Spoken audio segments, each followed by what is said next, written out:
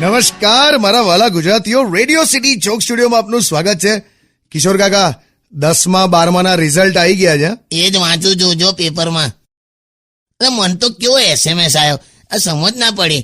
લખ્યું છે, જો લड़कियां 12वीं में फेल हो गई है वो निराश ना हो, अपने हीरा ठाकुर से संपर्क करे, वो दिन रात बस चलाकर आपको कलेक्टर बना देंगे.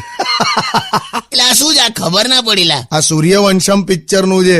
અમિતાભ બચ્ચન દિવસ રાત બસ ચલાવીને પોતાની વાઈફને કલેક્ટર બનાવી દે છે. તેનું આમાં જોડી દીધું. ખરા છે લોકો.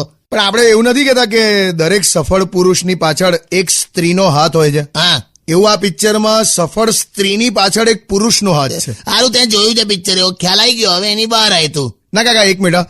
દરેક સફળ પુરુષની પાછળ એક સ્ત્રીનો હાથ હોય છે, તો જો એકથી વધારે સ્ત્રીઓનો હાથ હોય તો શું કરવાનું? તો કશું કરવાનું નહીં. એ સફળ પુરુષનો એપિસોડ પછી સાવધાન ઇન્ડિયામાં આવે.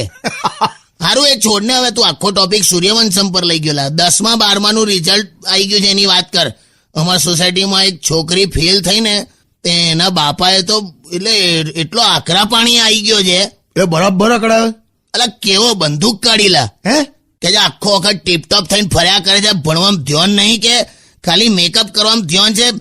અલા એને કારતૂસ ના જડીને તો બંદૂકની નળીમાં 2 લિપસ્ટિક લોડ કરી. ભડાકો કરું કે લિપસ્ટિક નો આજે. મેં તો એનો હાથ પકડ્યો કે આવું ના કરાયેલા. બધા પેરેન્ટ્સને કહું છું, સહેજ શાંતિ રાખો, છોકરાઓ બધું સારું જ કરશે. સોંગ સંભળાયેલા સપ્લિમેન્ટરી. કોણ સપ્લિમેન્ટરી લા? Only on